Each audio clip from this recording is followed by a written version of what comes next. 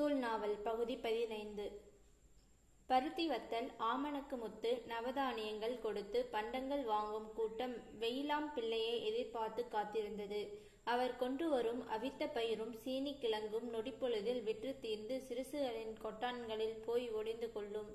வெயிலாம் பிள்ளையின் கடகா பெட்டியில் பருத்தியும் வத்தலும் நவதானியங்களும் இடம் பிடித்து கொள்ளும். வடக்கே இருந்து சின்னத்தம்பி நாடார் சத்தமான குரல் கொடுத்தபடி வந்தார். மொச்சப்பயிறு, தட்டப்பயிறு, பாசிப்பயிறு, சீனிக்கிழங்கு, ஓடியா ஓடியா, பயிறு பச்சை எடைக்கு எடை, கிழங்கு 4 எடை, ஓடியா ஓடியா. சின்னத்தம்பி நாடார் கூவிக்கொண்டே முன்னால் வர கடகா பெட்டியை சுமந்தபடி அவர் பின்னாலேயே சீனியா பிள்ளை வந்து கொண்டிருந்தார். கூடியிருந்த சிறுசுகள் கும்மாளமும் குதியாளுமாய் சத்தம் போட்டு ஆடியது.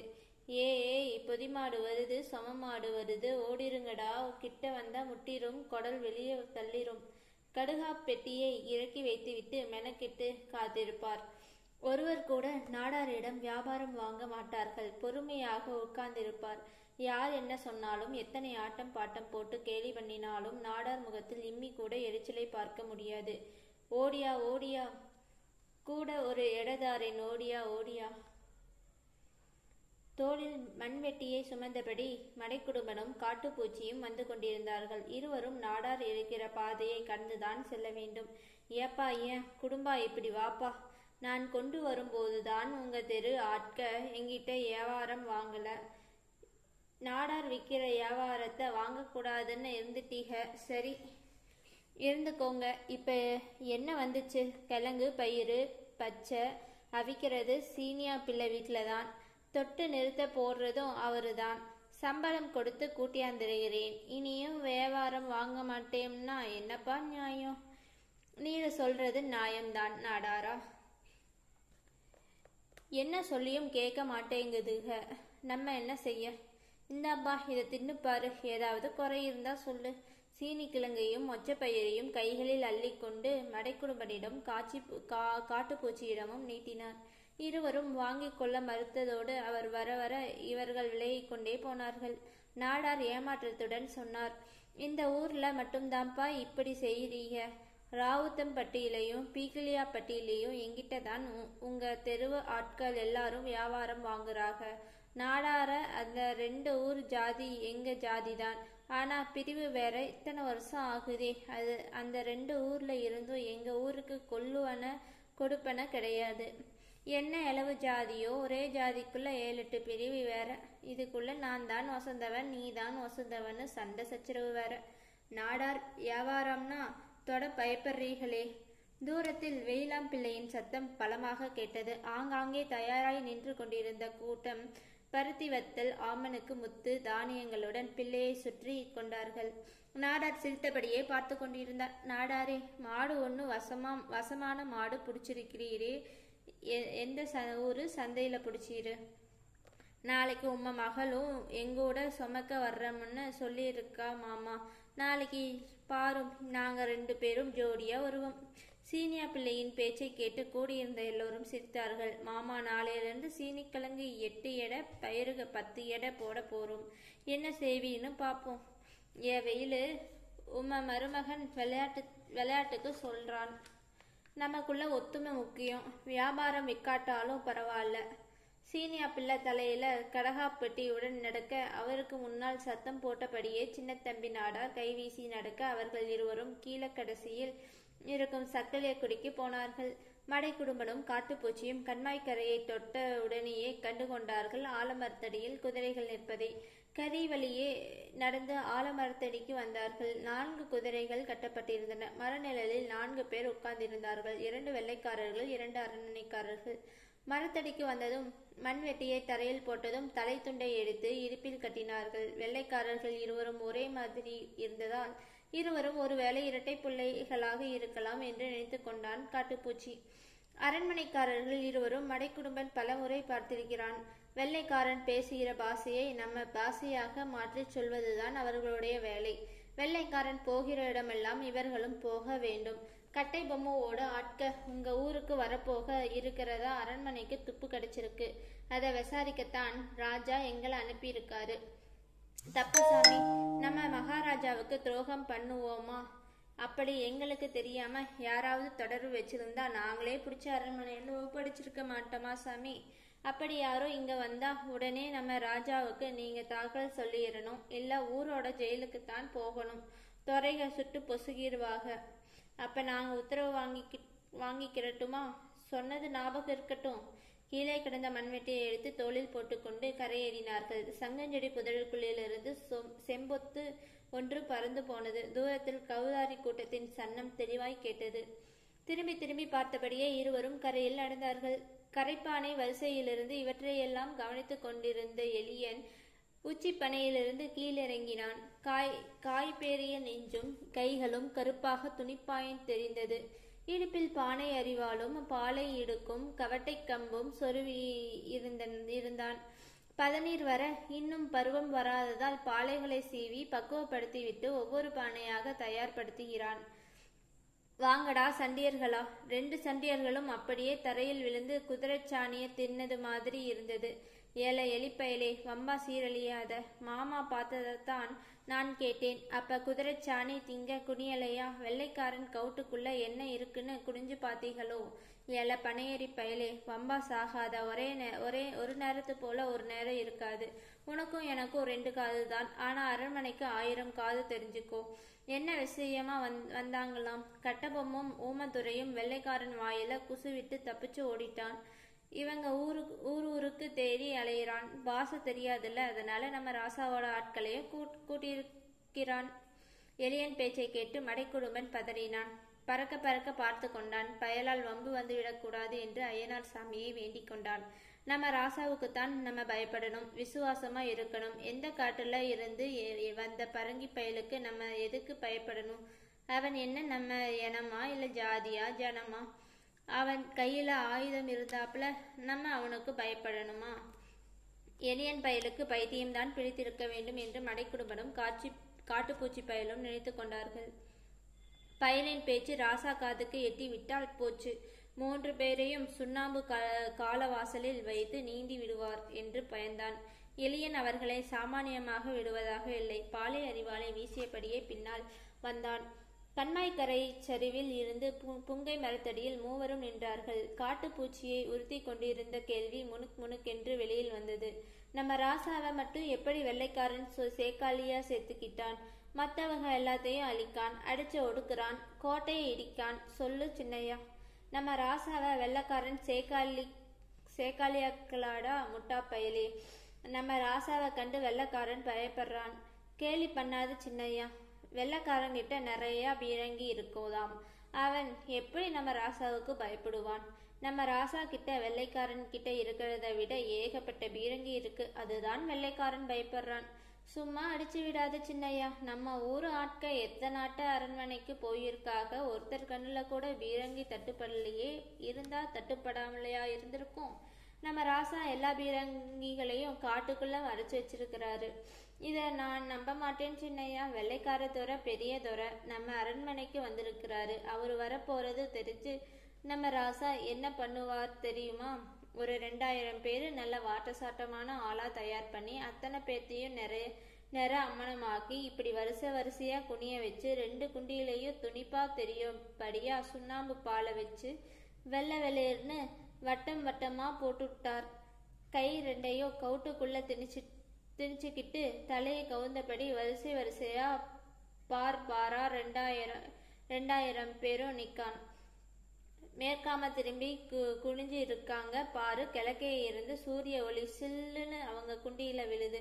சூரிய ஒளிப்பட்டு சுண்ணாம்பு வளையம் அப்படியே மினுக்குது. அரண்மனை மொட்டை மாடியிலிருந்து வெள்ளைக்காரன் கிட்ட பூத கண்ணாடிய கொடுத்து நம்ம ராசா பார்க்க சொல்றார். பூத கண்ணாடிய கையில வாங்கி மேற்காம வெள்ளைக்கார பெரியதொரை பார்த்தான் பாரு. அப்படியே விருமுத்தி அடிச்சு போய் நின்னுட்டான்.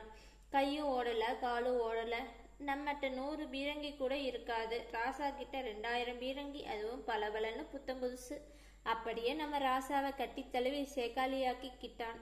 ஏன்னா அந்த ராசாவை எதிர்த்து நம்ம எதுவும் செய்ய முடியாதுன்னு பயந்து போனான். எலியன் சொல்லி முடித்ததும் மடைக்குடும்பனும் காட்டுப்பூச்சியும் சிரித்து உருண்டார்கள். பயம் ஒரு பக்கம் இருந்தாலும் சிரிப்பை அடக்க முடியவில்லை. ஏழை எலியா, இப்படியெல்லாம் பேசிட்டு அலையாதடா. நல்லதில்ல. 6 காதலையாவது விழுந்துட்டா அப்புறம் ஐயானாலும் முடியாது, ஆத்தானாலும் முடியாது. கழுத அப்படி விதி போட்டு இருந்தா போய் சேரது. அரண்மனைக்குள்ள 1000 இருக்கும். எப்படி இருந்தாலும் அவருதான் நமக்கு ராசா. இந்த கண்மாயை பாரு. யாரு கண்மா? இந்த கரையில இருக்கிற பனைக யாரு பனை? எல்லாமே ராசாவுக்கு சொந்தம். அவரு பனையில கல் இறக்கி பதநீர் இறக்கி அவரு வயக்காட்டுல பாடுபட்டு சாப்பிட்டு விட்டு அவருக்கு துரோகம் பண்ணக்கூடாதுடா. அது பெரிய பாவம். நம்ம என்ன அவருக்கு எதிராக வாழை எடுத்துட்டு சண்டைக்கா போக போறோம்? எப்படி இருந்தாலும் இன்னொரு நாட்டுல இருந்து வந்தவங்க கூட சேர்ந்துக்கிட்டு நம்ம நாட்டு ராசாக்கமாறு அடிச்சு விரட்டுறது எப்படி நியாயமாகும்? சொல்லு, தப்பா இல்லையா? என்ன ஒன்றும் சொல்ல மாட்டேங்க. தப்புன்னு சொல்லு, இல்லை தப்பில்லைன்னு சொல்லு. போன மாசம் விடிய காலையின் மம்மல் நேரம். எலியன் இடுப்பில் பாலை அரிவாளை சொருகிக் கொண்டு கையில் பதநீர் இறக்கும் கலையத்தை தொங்கி விட்டபடி நடந்து கொண்டிருந்தான். விடிய போகிறது என்பதற்கு ஆதார சுருதியாக கரிச்சான் குருவியின் குரல் தொடர்ந்து கேட்டுக்கொண்டே இருந்தது. கௌதாரி கூட்டத்தின் கெச்சட்ட ஒலி ஊரை தாண்டியும் கேட்கும் வேகத்துடன் ஒலித்தது. அப்போதைக்கப்போது மயில்களின் கூவல்கள் விட்டு விட்டு கேட்டுக்கொண்டே இருந்தது. தினமும் விடிய காலையில் வழக்கமான கேட்கும் குரல்கள்தான் என்றாலும் கரிச்சான் குருவியின் சத்தம் வித்தியாசமாக கேட்டது. இது விடியலை அறிவிக்கும் குரல் அல்ல. மிருகங்கள் தட்டுப்பட்டால் கரிச்சான் ஒரு விதமான ஒலியை எழுப்பிக்கொண்டே இருக்கும். அந்த வகையான ஒலி தொடர்ந்து வடக்கு பக்கம் இருந்து கேட்டுக்கொண்டே இருந்தது. சரியாக விடிந்து வெளிச்சம் தெரியாதபடியால் வேறு எந்த உருவங்களையும் காண இயலாத இன்னும் சிறிது நேரத்தில் விலகி கொள்ள போகிற விடி இருட்டில் ஒன்றும் தெரியவில்லை. எல்லா பனைகளிலும் இன்னும் பதநீர் இறக்க பருவம் வரவில்லை. கட்டுப்பாலை ஆண் பனைகளில் மட்டுமே பதநீர் வர ஆரம்பித்து இருந்தது. பருவப்பாலை பெண் பனைகளில் இன்னும் சில நாட்களில் களையம் நிறைய பதநீர் வரத்து தொடங்கிவிடும். தனக்கு மட்டுமே குடிப்பதற்காக 2 களையங்களில் கல் இறக்க பிரித்து போட்டிருந்தான். முதலில் கல்லை இறக்கி வயிறு முட்டை குடித்த பின்புதான் தெம்புடன் சுதாரிப்பாக மற்ற பனைகளில் ஏறி பாலை சீவுவான். பனையடியில் நின்று தார்பாய்ச்சல் கட்டிய உடன் ஐயனாரப்பன் கோவில் இருக்கும் திசை நோக்கி கும்பிட்டான். வலது காலை தூக்கி பனந்தூரில் வைக்கும் முன்னால் பனையை தொட்டு 3 தரம் கண்களில் ஒற்றிக்கொண்டான். இருள் மெல்ல மெல்ல விலகி விழிந்து கொண்டிருந்தது. கரிச்சான் சத்தம் இன்னும் ஓயவில்லை. காதலோடு ஒரு பெண்ணை கட்டி தழுவி இருக்குவதை போல் பனையை கைகோர்த்து இறுக்கியபடி மேலேறி உச்சியை அடைந்தான். இடுப்பில் தொங்கிய முட்டை களையத்தில் கல்லை ஊற்றி தொங்கவிட்டவன் கல் களையத்தை பனஞ்சில்லாட்டையில் உரசி சுத்தம் செய்துவிட்டு மண்டி மகிழ கீழே விழுவதற்காக கவுத்தி பிடித்து கொண்டு பனைமட்டையில் களையத்தின் வாயை லேசாக தட்டினான். களையத்திற்குள்ளிருந்து சில தேனீக்குளவைகளும் பாலைச்சீவல்களும் தரையில் விழுந்தன. பாலையை களையத்திற்குள் திணித்து குளவைகள் விழாதபடி வெள்ளை துணியால் களையத்தின் வாயை மூடி கட்டினான். எல்லா களையத்தையும் கட்டி பாலைகளை சீவிவிட்டு இடுப்பில் கல் களையம் தொங்க மட்டையை இறுக்கி பிடித்து பனங்கலத்தில் ஒரு கல் வைத்தவன் தெற்கே ஏறிட்டு பார்த்தான். கரிச்சான் ஒலி எழுப்பிய திசையில் ஆடோ மாடோ கழுதையோ சரியாக தெரியவில்லை. ஒரு உருவம் தெரிந்தது. பனையை விட்டு கீழிறங்கியவன் கல்லை வயிறு முட்ட குடித்தான். பயிறு பச்சைகள் இருக்கும் நடுவயக்காட்டில் எப்படி ஆடு மாடுகள் வர முடியும், அதுவும் ராத்திரி நேரத்தில் என்று குழம்பிய எலியன் நேராக அந்த உருவத்தை நோக்கி எட்டு வைத்தான். அவன் கிட்ட நெருங்கவும் கண் அடையாளம் தெரிகிற அளவு வெளிச்சம் வரவும் சரியாக இருந்தது. கிட்டத்தில் போய் உற்று பார்த்தான். இவ்வளவு கிட்டத்தில் வைத்து எலியன் குதிரையை பார்த்தது கிடையாது. வாட்ட சாட்டமான வெள்ளை குதிரை ஆதாளை செடியின் தூரில் கட்டப்பட்டிருந்தது. கண்ணுக்கு எட்டிய தூரம் வரை கண்ணில் யாருமே தட்டுப்படாததால் லேசான பயம் பற்றி கொண்டது. வெள்ளைக்காரர்களோ அல்லது அரண்மனைக்காரர்களோ வந்திருக்கலாம் என்று நினைத்து கொண்டான். ஆனாலும் ஊருக்குள்ளேதான் அவர்கள் வருவார்கள், வயக்காட்டுக்குள் அதுவும் ராத்திரியில் வரமாட்டார்கள் என்று குழம்பியபடியே நின்றான். சிறிது தூரத்தில் மகாலிங்கம் பிள்ளையின் வெற்றிலை கொடிக்கால் கிணறு இடிந்து மேலேறி ஒரு கிடங்கை போல் பயன்பாடற்று கிடந்தது. பிள்ளைவாள் பேயாய் அலைகிறார் என்ற வதந்தியால் யாருமே கிட்டத்தில் போக மாட்டார்கள். எலியன் மெதுவாக எட்டு வைத்து இடி கிணற்றை எட்டி பார்த்தான். திடுக்கிட்டு போனான். மொடா பாணியை கவுத்தி வைத்தது போல் பெரிய வட்ட தலைப்பாகை பக்கத்தில் இருக்க திடகாத்திரமான வாட்ட சாட்டமான ஒரு ஆள் உறங்கி கொண்டிருந்தான். மணிக்கைவன் தண்டி மீசை இழுத்து விடும் மூச்சில் அசைந்து கொண்டிருந்தது. மேலிருந்து உற்று பார்த்தான். முதலில் குடுகுடுப்பைக்காரன் என்றுதான் நினைத்தான். குடுகுடுப்பைக்காரன் என்றால் காளை மாடுதானே வைத்திருப்பான், குதிரையா வைத்திருப்பான் என்று குழம்பினான். தைரியத்தை வரவழைத்து கொண்டு லேசாக இரும்பினான். சடாரென எழுந்து கொண்ட அந்த ஆள் சுற்றி சுற்றி எதையோ தேடி கற்களுக்கிடையில் சொருகி மறைத்து வைத்திருந்த வாளை கையில் எடுத்தார். எலியன் சுருக்கு முத்திரத்தை அடக்க முடியவில்லை. பாலை அறிவாளை தொட்டு பார்த்து கொண்டான். ஆனாலும் தன் பயம் போகவில்லை.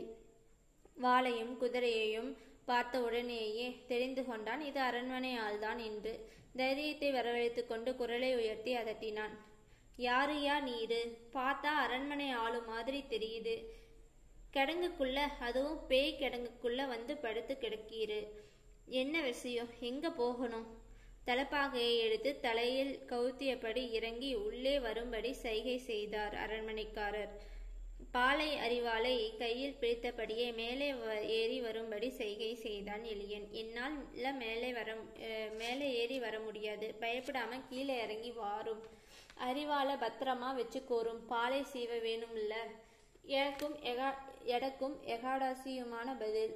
கொஞ்சம் கூட பயமே இல்லாத நிதானம். ராத்திரியில் குதிரையில் வரும்போது இடிக்கிணறு என்று தெரியாமல் உள்ளே தவறி விழுந்திருப்பானோ, கைகால் ஒடிந்திருக்குமோ, என்னால் ஏற முடியாது என்று சொல்கிறானே என்று குழம்பியபடி எலியன் நடுங்கியபடியே கீழே இறங்கினான். தன் பக்கத்தில் வந்து உட்காரும்படி சைகை செய்தது தலைப்பாகை. பனையேறிக்கு எந்த ஊரோ? பக்கத்து ஊருதான், உருளக்குடி. எட்டயபுரம் ஜமீன் இல்லையா? அது இருக்கட்டும். நீர் எந்த ஊரு? எந்த ஜமீன் ஆளு? பாஞ்சலாங்குறிச்சி. கட்டபொம்மு ராசாவோட ஜமீன் ஊரு. கட்டபொம்மு ராசாவை நீர் பார்த்திருக்கிறீரா? அவரு எங்கிட்டையெல்லாம் வரமாட்டாரு. ஏம்னா எங்க மகாராசாவுக்கும் அவருக்கும் பகையாம். சரி, உங்க மகாராசாவை பார்த்திருக்கிறீரா? 2 ஆட்டம் பார்த்திருக்கிறேன். எங்க ஊருக்கு வந்திருக்கிறாரு. லேசான வெளிச்சம் பரவி இருந்தது. இன்னும் சிறிது நேரம்தான் நன்றாக விழுந்துவிடும். அது சரி, பாஞ்சலாங்குறிச்சி அரண்மனைக்காரருக்கு இங்க என்ன வேலை? அதை சொல்லையா. உன் பேரு என்ன பேருயா? அம்மா அப்பா வச்ச பேரு குருசாமி. எலியன்னு சொன்னாதான் எல்லாத்துக்கும் தெரியும். நான் தான் குருசாமி வீரபாண்டிய கட்டபொம்மன், பாஞ்சாலக்குறிச்சி ராஜா. ஜக்கம்மா சோதனையால இங்கு ஒளிஞ்சு கிடக்கேன். எலியன் தடாபுடாவென்று எழுந்து தலை குப்பெற காலில் விழுந்து எழுந்தான். கதையாய் கேட்ட வீரம் இப்படி தன் முன்னால் வந்து நிற்கும் என்று கனவிலும் நினைத்திருக்க மாட்டான். பீரங்கிக்கே பயப்படாமல் சண்டை போடுகிறவர் என்று கேள்விப்பட்ட மாவீரன் தன் முன்னால் கூனி குறுகி கைகட்டி வாய்ப்புத்தி சுருண்டு நின்றான். குருசாமி, நான் உன்னோட மகாராசா இல்லாட்டாலும் எனக்கு நீ ஒரு உதவி செய்யணும். சொல்லுங்க ராசா. என் தலைய வேணும்னாலும் தரேன். எனக்காக தன் உயிரையே தானமாக கொடுத்த தளபதி சுந்தரலிங்கத்தின் இனத்தைச் சேர்ந்தவன் நீ. அந்த இனத்தின் வீரம், அவர்களின் பூர்வீக தொழில் விவசாயம், இவையெல்லாம் சேர்ந்துதான் உன்னை இப்படி பேச வைக்கிறது. எதிரி ராஜா என்று தெரிந்தும் உதவி என்று கேட்ட உடனேயே என் தலையை கூட தருகிறேன் என்கிறாயே. உன் இனத்தின் வீரத்தை நினைத்து சந்தோஷப்படுகிறேன் குருசாமி. ராஜானா எங்களுக்கு எல்லா ராஜாவும் ஒண்ணுதான். உங்களுக்குள்ளதான் சண்டையே தவிர எங்களுக்குள்ள எந்த சண்டையும் கிடையாது. பார்க்க போனா உங்களுக்குள்ள இருக்கிற கோபதாபம் தான் எங்களுக்குள்ள சண்டையா மாறிடுது. சரி ராஜா, சொல்லுங்க, நான் என்ன உதவி செய்யணும்? தப்பிச்சு வர்ற வழியில குதிரைக்கு முன்னத்தியங்கால லாடம் கலந்து போச்சு. ராத்திரியில கரடு முருடான குறுக்கு வழியில விரட்டிட்டு வந்தேன் பாரு. சோளத்தட்டை வசமா பூத்துருச்சு. அது அப்படியே குழம்புக்குள்ளதான் இருக்கு. குதிரை தரையில காலை ஊன்ற மாட்டாம கஷ்டப்படுது. உள்ள பூந்திருக்கிற சோளத்தட்டை ஈக்கிய புடுங்கிக்கிட்டு கலண்டு கிடக்கிற லாடத்தை இறுக்கி அடிக்கணும். அப்பத்தான் நான் கோல்வார்பட்டி ஜமீன்கிட்ட போய் சேர முடியும். எட்டயபுரம் அரண்மனை மாடுகளுக்கும் குதிரைகளுக்கும் லாடம் கட்டுகிற பிச்சை ஆசாரி இங்கே எங்க ஊர்ல தான் இருக்காரு. அவரை கூட்டிட்டு வாரேன். ஆனா பெரிய நொரநாட்டியம் பிடிச்ச ஆளு. என்ன சொல்றாரோ தெரியல. உறுதியா வருவார்னு என்னால உங்ககிட்ட சொல்ல முடியல. மன்னிக்கணும் ராசா. அப்படின்னா நான் சொல்றபடி செய்யடா எலியா. எட்டயபுரம் அரண்மனை ஆள்க 2 பேரும் வந்த இடத்துல இப்படி ஆகி போச்சு. அப்ப பார்த்து நான் பனையடியில நின்னேன். என்னைய கூப்பிட்டு இந்த வேலையை ஒப்படைச்சிட்டு சாயங்காலமா வந்து குதிரையை பத்திட்டு போறோம்னு சொல்லிட்டு போயிட்டாங்கன்னு பொய் சொல்லுடா எலியா. இல்லைன்னா நான் இந்த இடி கிணத்துக்குள்ள கிடக்க வேண்டியதுதான். கோல்வர் வெட்டி போக முடியாது. நீங்க சொல்றது தான் ராஜா, சரியான யோசனை. இல்லைன்னா ஆசாரி மசிய மாட்டான், பெரிய கும்பேரி. சட்டுப்புட்டுன்னு போயிட்டு சுருக்கா ஓடியாடா. இந்த மஞ்சனத்து செடி கூட்டத்துக்குள்ள உங்க வாளையும் தலைப்பாவையும் ஒளிச்சு வச்சுக்கிட்டு கண்மாய்க்குள்ள போய் கருவ மரத்தடியில செத்த நேரம் உட்காருங்க. நான் சுருட்டா போயிட்டு ஒரு வீச்சில் ஆசாரிய கூட்டிட்டு வாரேன். ராஜா, நல்லா விடிஞ்சு போச்சு. வேலை எப்போ முடியுதோ பசி எடுக்கும். ராத்திரி சாப்பிட்டீங்களோ இல்லையோ, இந்த களையத்துல கல் இருக்கு, 2 பட்டை ஊத்திக்கோ. அளவு மீறிட வேணாம். கோல்வார்பட்டி போறதுக்கு பதிலாக குதிரை எட்டையாபுரம் போயிடக்கூடாதுல்ல. எலியன் வேகமாக புறப்பட்டு கரையேறி நடந்தான். ஒரு பக்கம் பயம் இருந்தாலும் உதவி கேட்டு ஒரு மகாராஜாவே வந்திருக்கிறார் என்று நினைத்தவனுக்கு பயம் குறைந்து வீரியம் பொங்கியது. கூடவே எட்டயபுரம் அரண்மனைக்கு தகவல் கொடுத்து விட்டால் தனக்கு கிடைக்கும் பரிசு, பாராட்டு எல்லாவற்றையுமே ஒரு நிமிஷம் நினைத்து பார்த்தான்.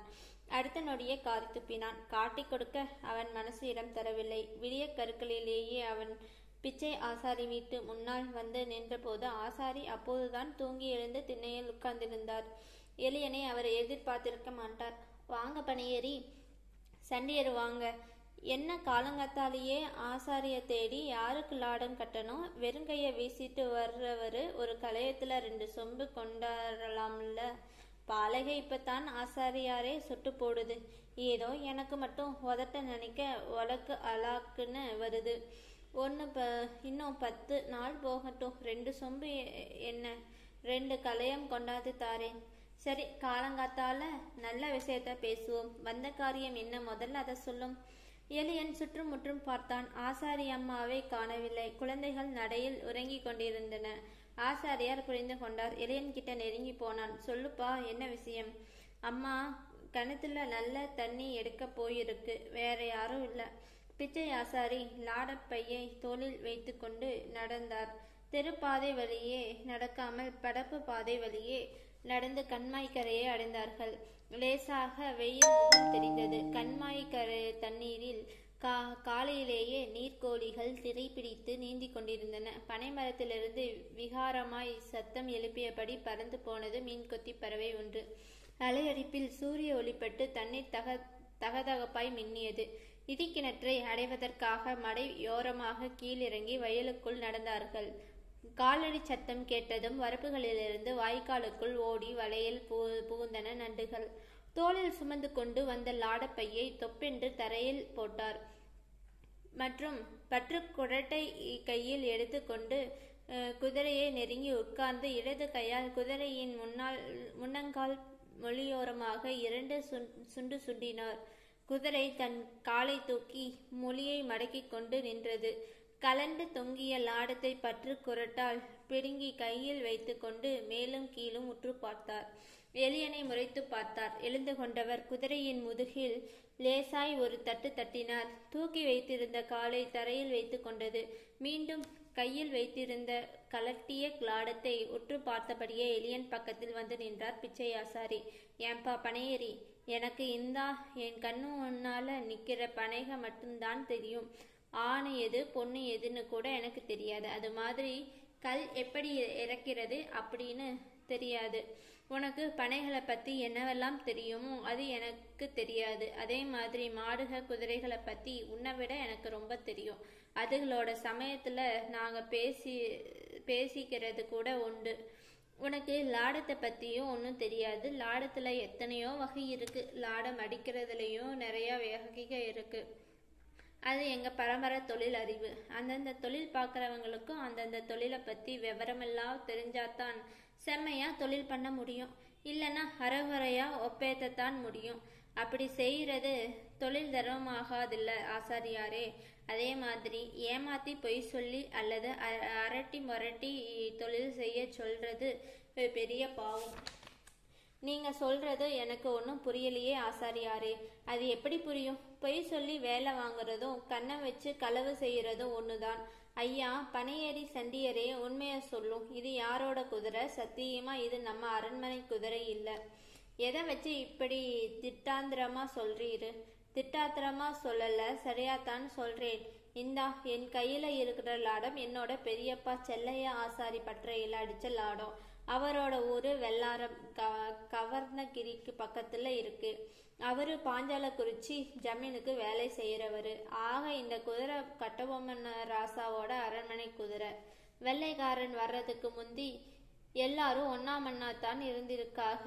அவன் வந்துதான் எல்லாத்துக்குள்ளேயும் பகைய உண்டு பண்ணிட்டான். அங்க வேலை ரொம்ப இருக்கும்போது எங்க ஐயா அங்க போய் அந்த அரண்மனை வேலை செய்வாராம். அதே மாதிரி இங்க வேலை ரொம்ப இருக்கும்போது அவரு இங்க வந்திருந்து எட்டயாபுரம் அரண்மனை வேலையை முடிச்சிட்டு போவாராம். இப்ப ரெண்டுக்கும் ஆகாம போச்சு. எலியன் வசமாக மாட்டிக்கொண்டான். சொன்ன போய் எல்லாவற்றையும் பட்டு குரட்டால் பிடுங்கி தன் கையில் வைத்து கொண்டார் பிச்சை ஆசாரி. விருட்டென்று மேலேறி வரப்பு வழியே நடந்து கண்மாய்க்கரையை அடைந்தான். தலை தெரிந்ததும் ராசா வேகமாக வந்தார். இருவரும் பிச்சை ஆசாரியிடம் வந்தபோது ஆசாரி ஒருவாறு யூகித்து கொண்டு கும்பிட்டார். எல்லா விஷயங்களையும் கேட்டுக்கொண்டிருந்த ஆசாரி ஒரே வரியில் பதில் சொல்லிவிட்டு வேலையை ஆரம்பித்தார். முள் தச்சு நொண்டிட்டு வாரவன் முள் வாங்கி கேட்டா இல்லைன்னு சொல்லக்கூடாது. சொன்னா அது தொழில் தர்மம் இல்லை. அது மாதிரி குதிரைக்கு அந்த ஈக்கிய புடுங்கி லாடத்தை சரியா அடிச்சு அனுப்புறது என்னோட தொழில் தர்மம். நாளைக்கே துப்பு வெட்டி எட்டயாபுரம் ஆட்க வரலாம். வெள்ளைக்கார துறையோட ஆட்களும் வரலாம். அதுக்கு பயந்து தொழில் தர்மத்தை காப்பாற்ற முடியாது. நானும் எலியனும் இந்த வேலைக்காக உங்க கிட்ட இருந்து சல்லி காசு வாங்கல. இது முழுக்க முழுக்க தர்மம். எங்களை தர்மம் காக்கும். ஆசாரியை உற்று பார்த்தபடியே நின்றார் மன்னர். அவருடைய பேச்சு ஒரு தேர்ந்த நாணியின் பேச்சை போல் இருந்தது. சோளத்தட்டை ஈக்கியை பிடுங்கி வளைந்த லாடத்தை நிமிர்த்தி குதிரை குழம்பில் பொருத்தி வசம் பார்த்து ஆணி அடித்தார். குதிரை தன்னுடைய வாளை வட்டஞ்சுற்றி சுழற்றியது. கும்பிட்டு விட்டு மன்னர் புறப்பட ஆயத்தமானார். மஞ்சனத்தி மூட்டியின் கும்பலுக்குள்ளிருந்து வாளையும் தலைப்பாகையும் எலியன் எடுத்து கொடுத்தான். கல் இருந்த கலயம் வெறுங்கலயமாகி இருந்தது. வெறும் வயிறாக இருந்த மன்னரின் வயிறு இப்போது வெறும் வயிறாக இல்லை. வேகமாக போன குதிரையை கண்மறையும் வரை இருவரும் பார்த்து கொண்டே இருந்தார்கள். ராசா நேரா போறாரே, உப்பத்தூர் ஆத்துல தண்ணி வருமே, என்ன செய்வாரு? எப்படியோ சுத்தித்தான் போகணும். பாலத்து வழியாத்தான் ஆத்த கடக்க முடியும். பாலத்துக்கு போனா 4 ஆளு கண்ணில் படும். அது ஆபத்து. ஒன்று தண்ணிக்குள்ள இறங்கி ஆத்துக்கு மறுகரைக்கு போவாரு, இல்ல ஒரே தாண்டி குதிப்பாரு. தரையில கிடந்த குதிரை சாணத்தை ஒன்று விடாமல் கூட்டி அள்ளி வயக்காட்டுக்குள் சிதறி எறிந்தான். தடயங்கள் தெரியாதபடி கோளாறாக எல்லாவற்றையும் அளித்தான். ஒரே நேரத்தில் இருவரும் பயத்துடனும் சந்தோஷத்துடனும் கவலை இல்லாமலும் எட்டு வைத்து ஊருக்குள் நுழைந்தார்கள். குப்பாண்டி படப்படியில் நின்று கொண்டு ஊரை ரசித்து கொண்டிருந்தான். வீடுகளை மறைத்து கொண்டு ஊரை சுற்றிலும் இருக்கும் பெரிய பெரிய படைப்புகள், மாட்டு தாவணியைப் போல் எங்கு பார்த்தாலும் ஜோடி ஜோடியாய் கட்டி கிடக்கும் காளை மாடுகள், மாட்டு வண்டிகள், கலப்பைகள், ஊரை சுற்றிலும் பொது உரல்கள், அதை சுற்றி குமிந்து கிடக்கும் நெல் உமிகள், வீடு தவறாமல் கோழி மடங்குகள், சிலுசிலுவென்று கூட்டமாய் திரியும் கோழி கூட்டங்கள், வருபவர்கள் உட்கார்ந்து இளைப்பார பேச வீடு தவறாமல் திண்ணைகள், பெரிய பெரிய கலங்கள், வாசல்களை மறைத்து கொண்டு தானிய மூட்டைகள், பெரிய அரக்கர்களைப் போல் வீட்டுக்குள் நிற்கும் எப்போதும் தானியங்கள் நிரம்பி வழியும் குளுக்கைகள், மிளகாய் வத்தல், அம்பாரம், பருத்தி குவியல்கள். குப்பாண்டி சந்தோஷப்பட்டான். தாயோலி, சம்சாரிக நிறைஞ்ச ஊருனா அதோட லட்சணமே வேறதாண்டா, தனக்குள்ளேயே சொல்லிக்கொண்டான். முந்தியெல்லாம் எப்போதாவது ஊருக்குள் வரும் அரண்மனைக்காரர்களும் வெள்ளைக்காரர்களும் இப்போது அடிக்கடி ஊருக்குள் வருவதும் கண்ட ஆட்களிடமெல்லாம் கட்டபொம்மனை பற்றி விசாரிப்பதும் வழக்கமாகிவிட்டது. அவர்களை பார்த்த போதெல்லாம் பனையேறி எலியனும் லாடம் கட்டுகிற பிச்சை ஆசாரியும் கைகால்கள் நடுங்க ஒளிந்து கொண்டார்கள்.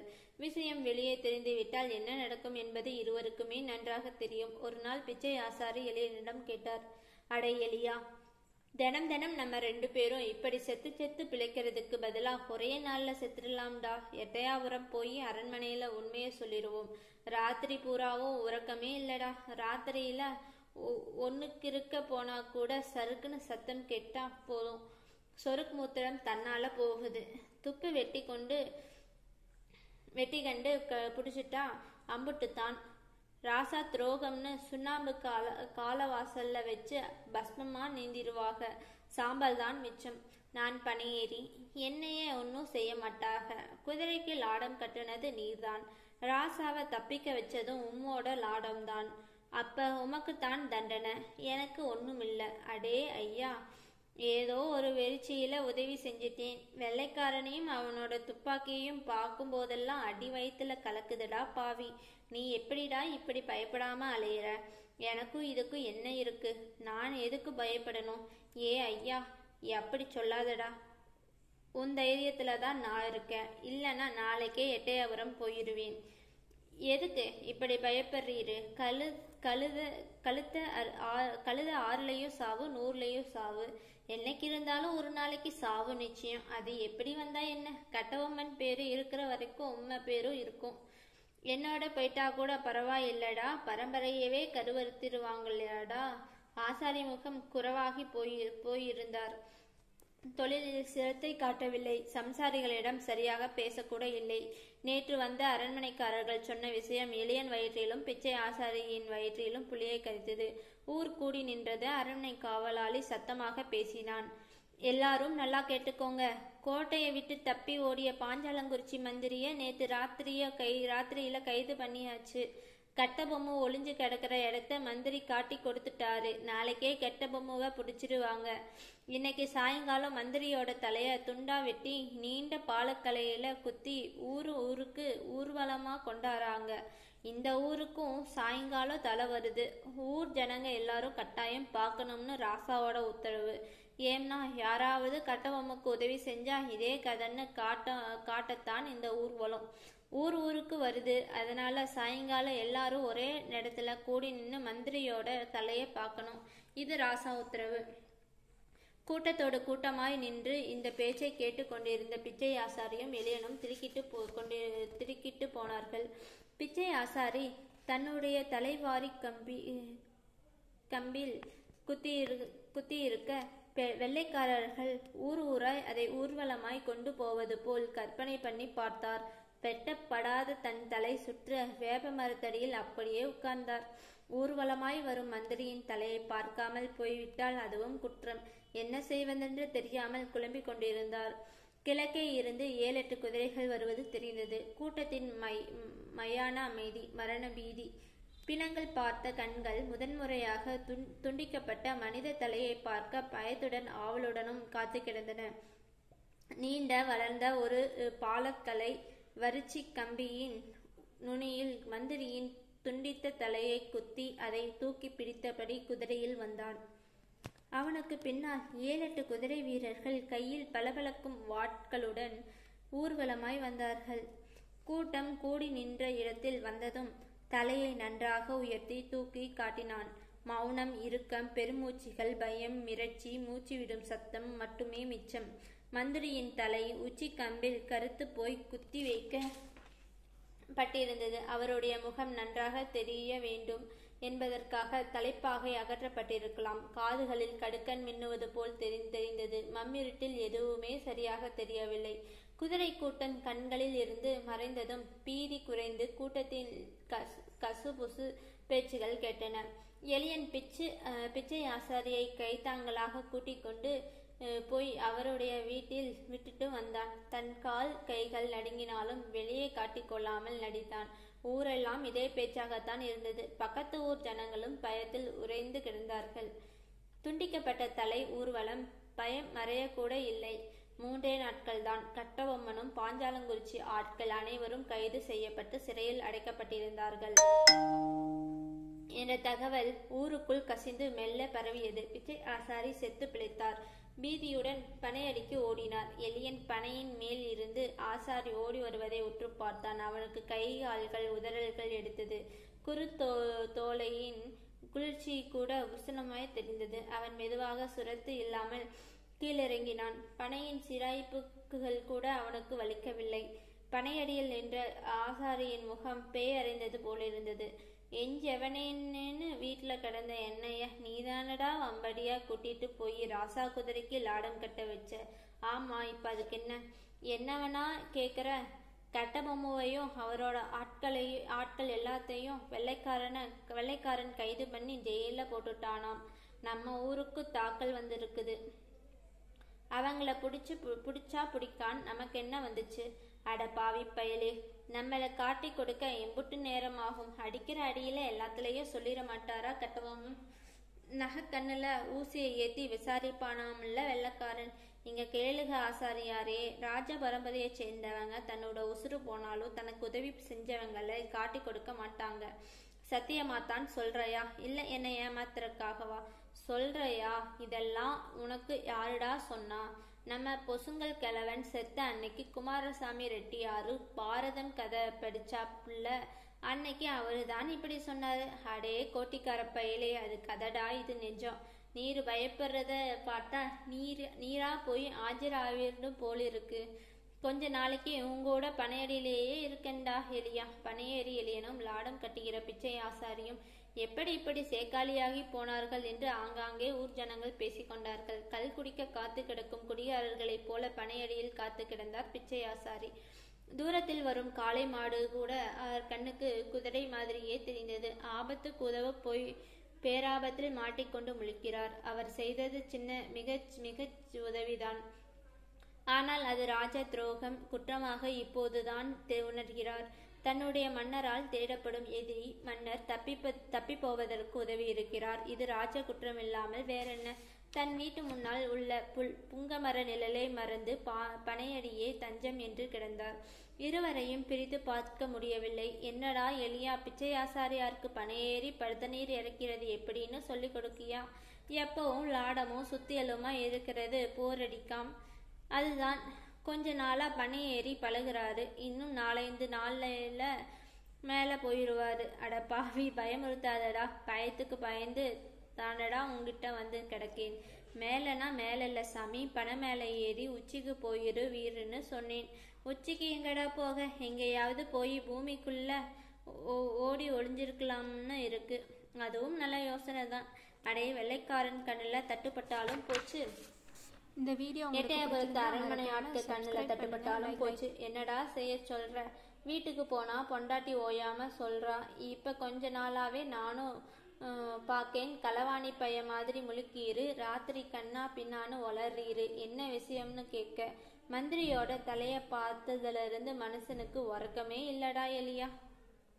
சோ தர்மன் எழுதிய சோல் நாவலின் பகுதி 15 உங்களுக்கு பிடித்திருந்தால் லைக் பண்ணவும், ஷேர் பண்ணவும், கமெண்ட் பண்ணவும். பகுதி 16 விரைவில் அப்லோட் பண்ணுகிறேன். நன்றி மக்களே. Thank you for support.